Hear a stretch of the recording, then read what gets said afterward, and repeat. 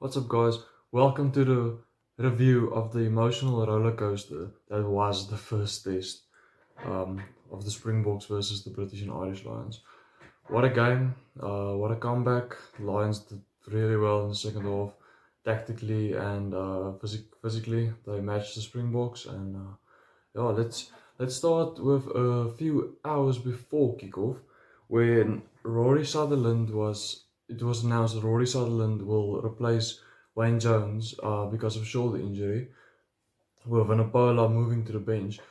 Initially, I thought it was going to be in favor of the Springboks, but it turned out not to be in favor of the Springboks, with Vanapola having a superb second half. But yeah, and then when the first half started, um, it looked positive for the Boks. Honestly, they were just the better team. I thought Ox and Jay had a great half. They were solid in the scrums, great physically. His runs were he always crossed the gain line. Solid defensively, just had a perfect game. 9 out of 10 for me. He was my standout for the Springboks. Then, yeah, the Springboks just they were over the Lions in the first half, completely dominating them as the scoreline showed at halftime, 12-3.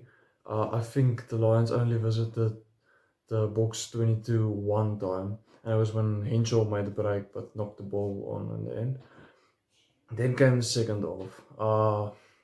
I don't know what went wrong with the box in the second half, but uh, the Lions had the perfect start. 3 minutes in, scored a driving ball. I thought the Boks could have done a lot better at defending that. Uh, but they physically dominated us there and just walked over for the driving ball try. Then, then not long after that, the Valle Larue incident happened. I would say that's a try. Um, it was not given because it was in front of the kicker. I would say, okay, the on-field decision was try. So in my opinion, that should stay. That should have been a try because there was no clear evidence to prove otherwise.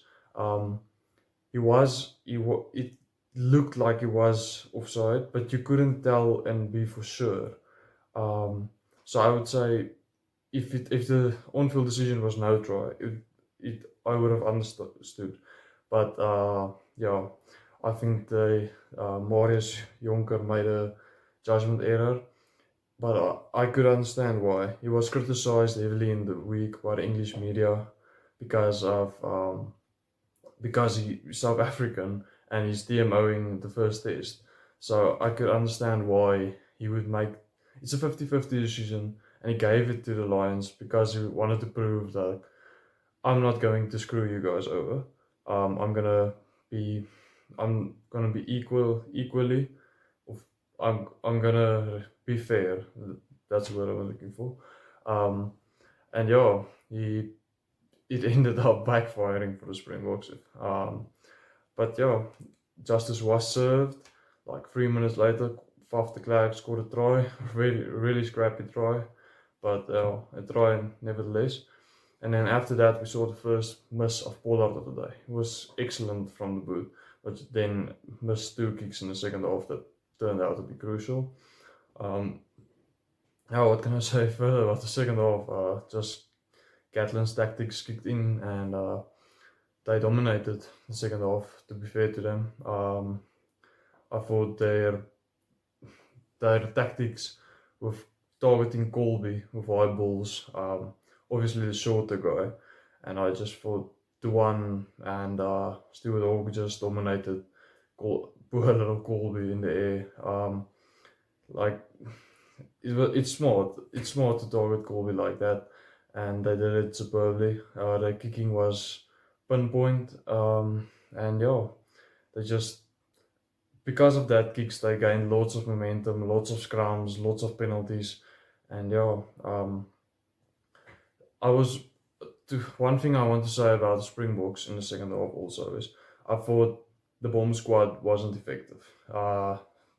we're used to the bomb squad of the World Cup came on and just continued dominating. I thought Kitshoff, Malherbe, Marks all were very disappointing. Lua didn't have much of an impact, but I thought he wouldn't have so much of an impact if you see the injuries he had, and I'm pretty sure this is like he hasn't played much rugby since he returned from his injury, so it is understandable. Then yeah, that with that said, that they dominated us, there could have been a big turning point with the Hamish Watson tackle. Um, I probably would have said it's a yellow card if you look at previous times, and if you compare it to Beast's tackle in the World Cup quarterfinals against Japan, that was a yellow card. And Hamish Watson's is pretty similar, I would say. So again, we just want consistency. And yeah, I would have thought that's a yellow card, but it wasn't given. Um, yeah, then yeah, then the Boks at the end, after being dominated, the penalties just started to pile up, and our discipline let us down. Sure, there were a lot of 50-50 calls that went against us. The whole of South Africa are not happy about about those calls, and the ref is getting loads of stick. I can understand it, but I think it I think the penalty started to come because of the domination in the air, and um, we couldn't assert our game plan on them like we did in the first half.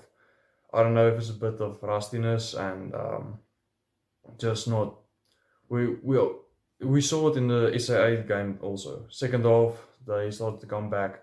We saw it against the Bulls. The Bulls came back and won the game in the end, like the Lions did now. So I think it is something that will get better in time. Hopefully, we'll see it in the second test and improve there. Then yeah, credit to Bigger and Farrell for basically just kicking us out of the game with the penalties. I don't think Bigger would missed one penalty. I think incredible kicking.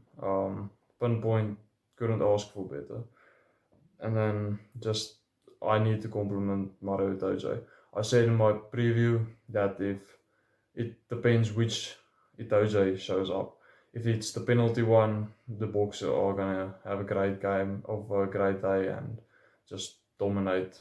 But the beast Itoje showed up, and he proved why he's one of the best rugby players and locks in the world.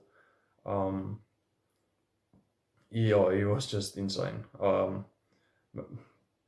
He deserved man of the match. I don't think there was anyone on the field who could have even compared with him. Great game, Itoje, and fully deserved man of the match. Um, I think for the Springboks, I don't think you can say they have excuses. Like Rassi said, I couldn't say it better.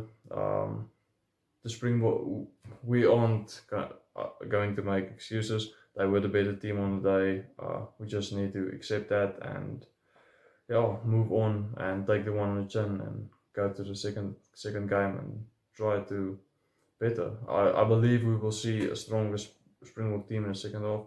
I don't think you can make much changes really. I just think the game plan needs to be altered a bit, and I think we will see a hungry Springbok team in the second game, and I think they will be better. Let's hope the Springboks win the second game because then the third game will be amazing. Like I said, the Springboks will win the series 2-1.